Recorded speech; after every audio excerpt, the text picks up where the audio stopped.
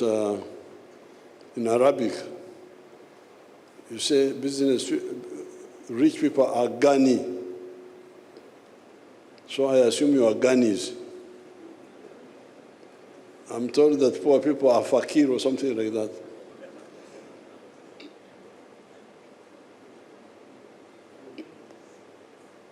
I couldn't come to Egypt to invite fakir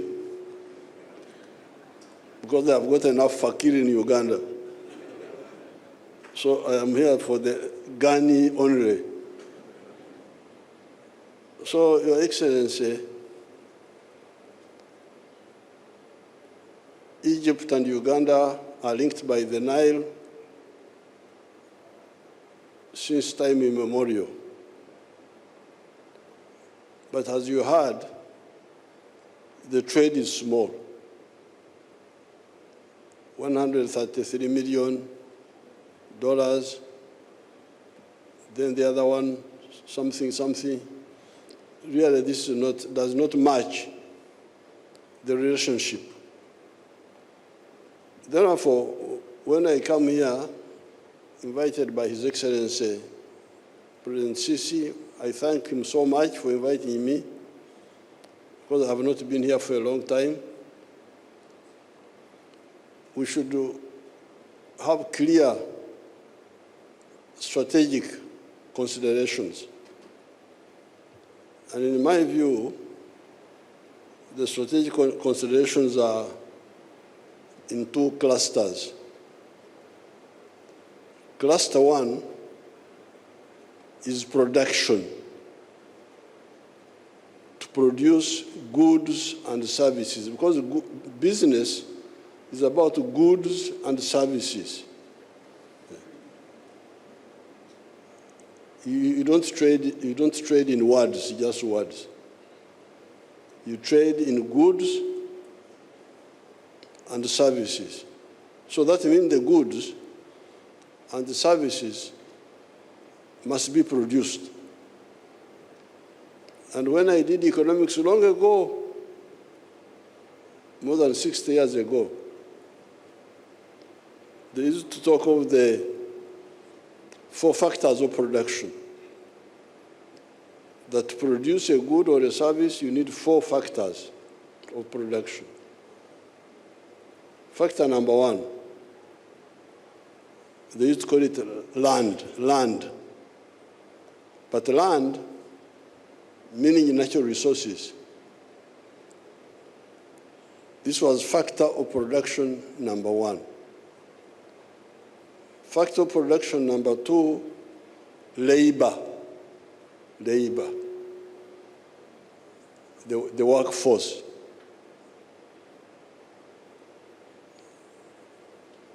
Factor of production number 3, capital, human and money.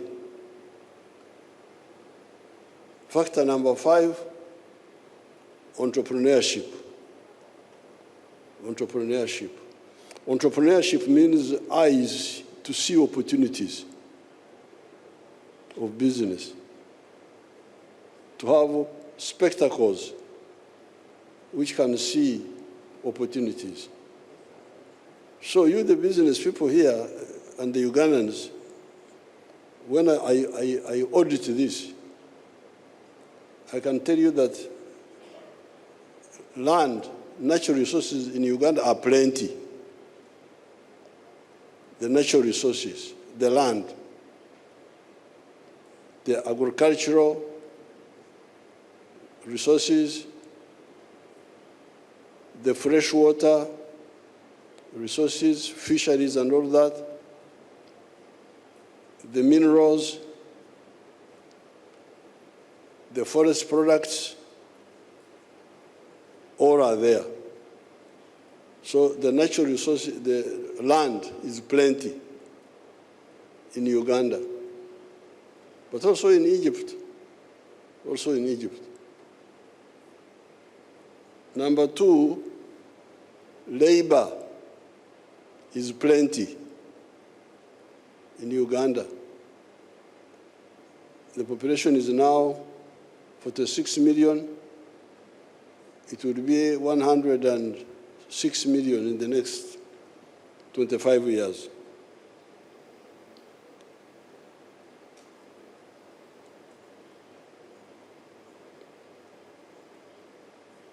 So therefore, what we are lacking here that we could share is capital and entrepreneurship.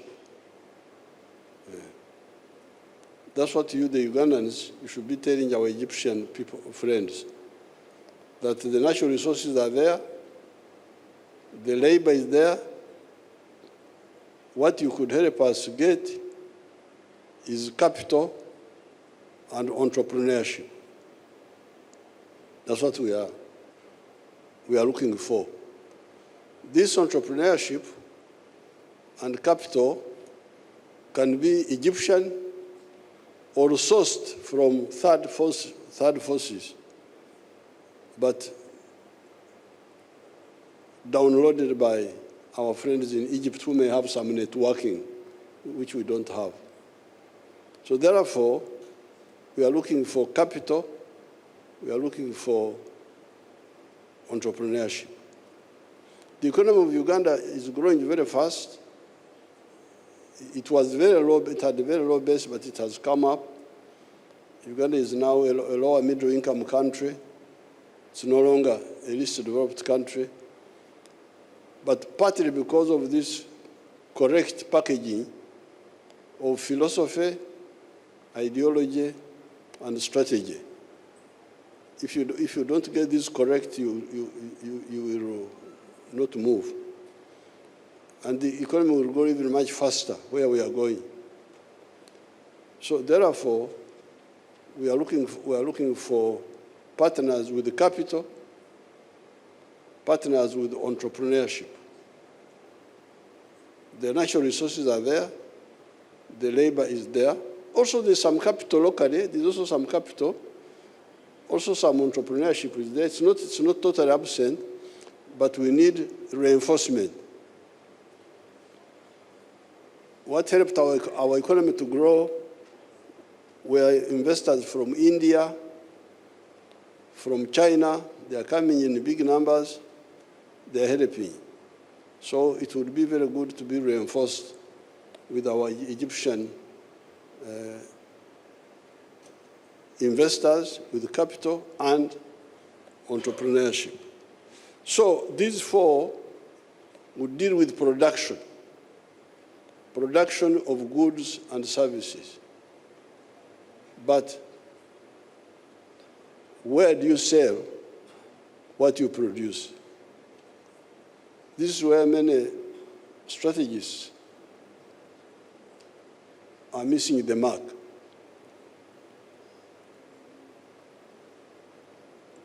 With capitalism in Europe, when a man called Adam Smith, who wrote a book in 1776 entitled The Source of the Wealth of Nations, which helped Europe to know what to do, because Europe did not know where to go. Like Africa today, you find they are doing things which will not help and leaving the things that can help undone. So Adam Smith helped the Europeans to focus, to understand the importance of the private sector. And the private sector economy in Europe grew rapidly.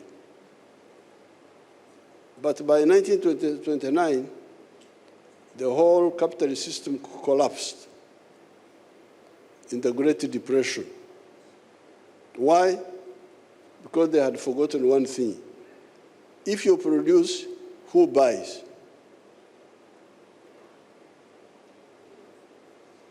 And this is how another economist called Maynard Keynes came along.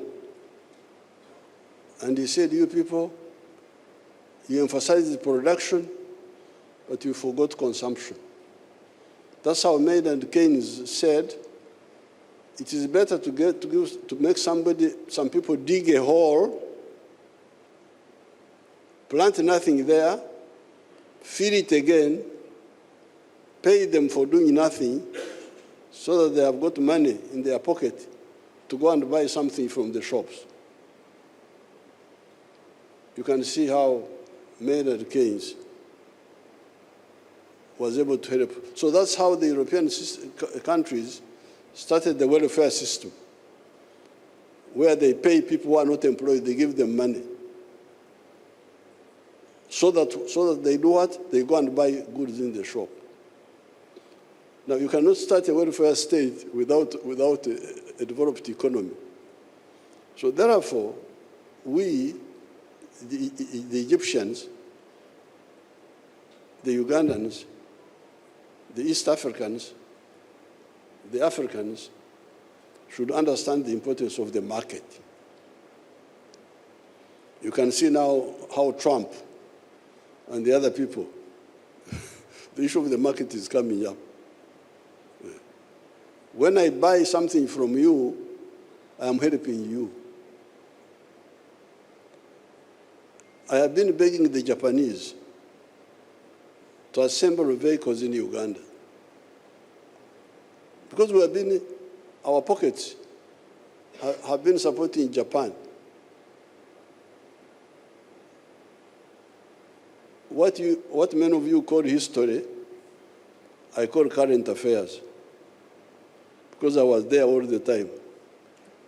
By 1963, 62, there were no Japanese vehicles in Uganda. We were buying British vehicles. Morris Minor, Humber, I don't know what, Volkswagen, I don't know what, that's what we were buying. Because Uganda got independence in 1962. But all the time, we were buying British vehicles. Bedfords, I don't know what, different types of British vehicles. When we got independence, 1962, 63, I started seeing some German vehicles. Benz, Volkswagen. There was another vehicle called BMWs. It started appearing. First time I saw Japanese vehicle was around 1963 there. Toyota, not very strong. They would break down easily. Then, unfortunately, I went to fight. There was a man called H.E Amin, I went to fight. So I spent there quite 8 years. When I came back in 1980, I found the whole streets was full of Japanese vehicles. The British vehicles had disappeared. The German vehicles also had disappeared. It was now Japanese vehicles. So when I came into the government, I went to Japan. I said, Japan, you are poor business people. How can somebody buy from you so much, like we are buying from you? You don't think about us. You come and assemble the vehicles here, at least. Because when you assemble them here, I get some 15% value. Because when you bring vehicle knocked down and you assemble it here, the value addition is like 15%. It's not too much, but better than nothing. The Japanese were not bothered. Now, Uganda, we are making our own vehicles.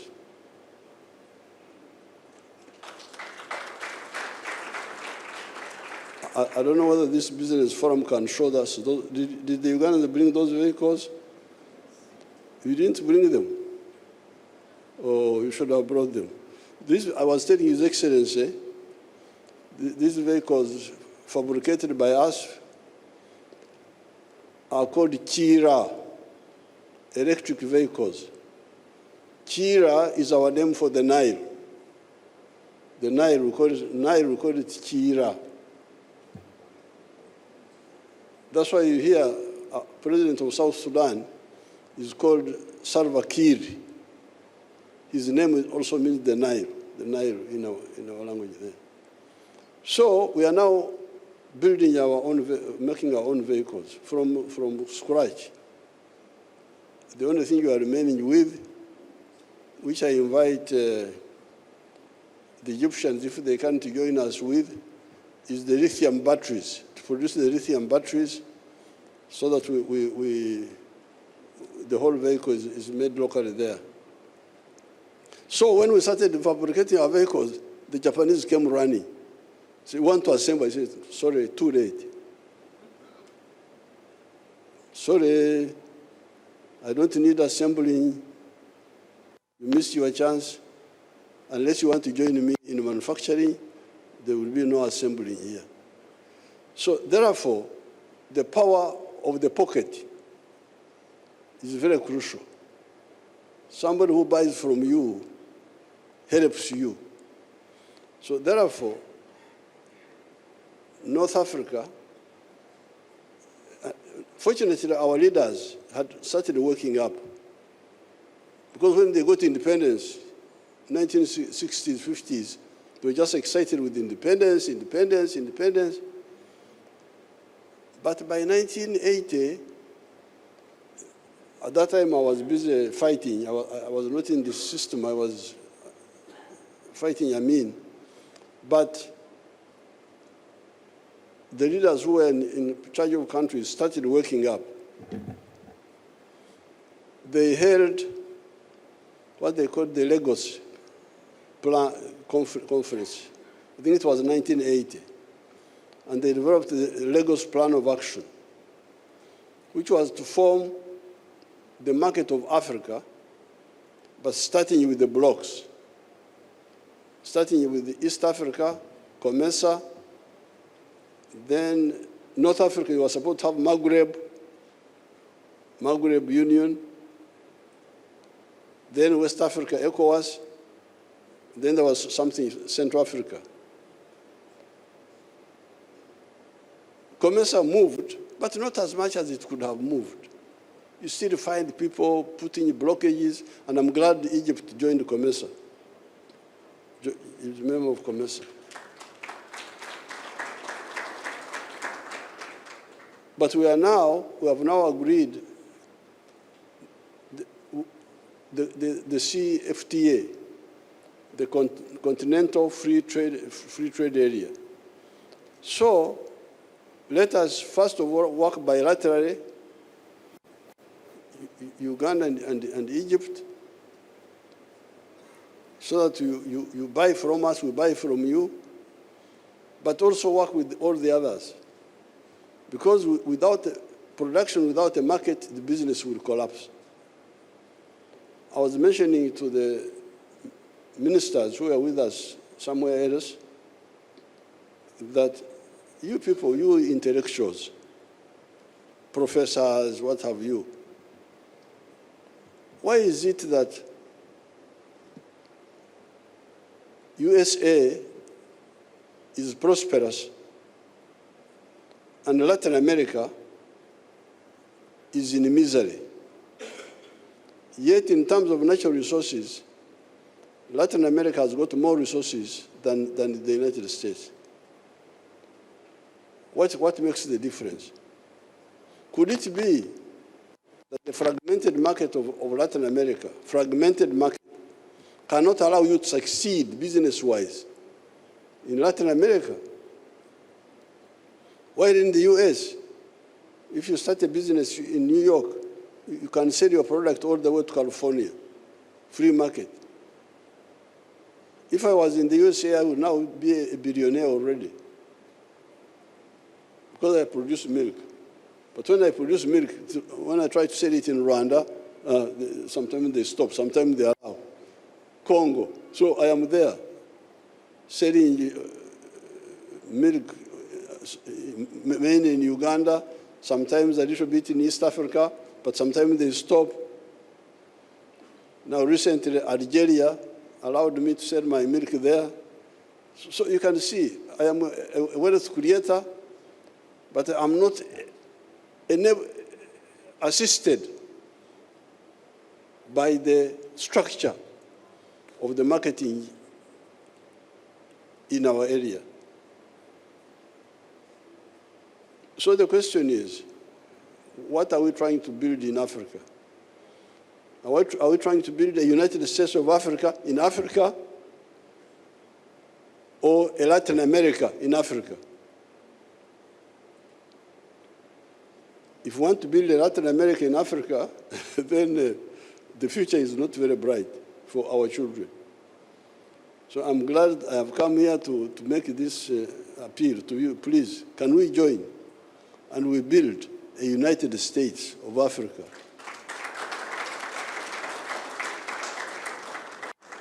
In Africa, instead of building a Latin America in Africa, just fragmented market.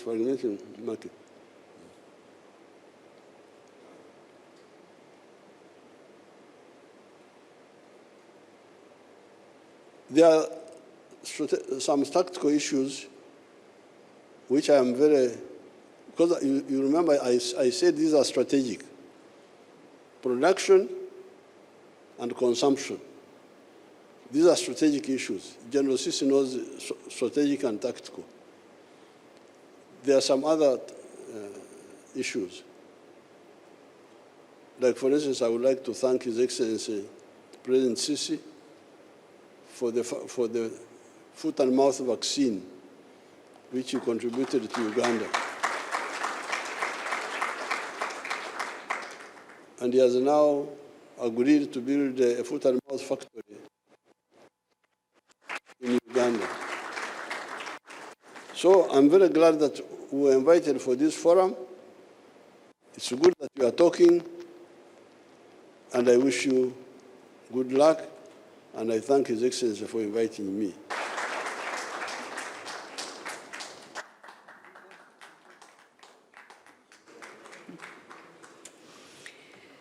In addition to wheat projects and the development of transformational industries. On projects that bring water to communities, from the fertile fields of Uganda to the industrious cities of Egypt, from both countries are actively collaborating, exploring new opportunities.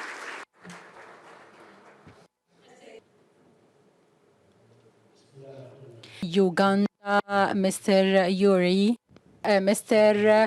Savi, such a forum that is, and Egypt, such a forum convention is the main pillar of such a collaboration, and we are worth investment.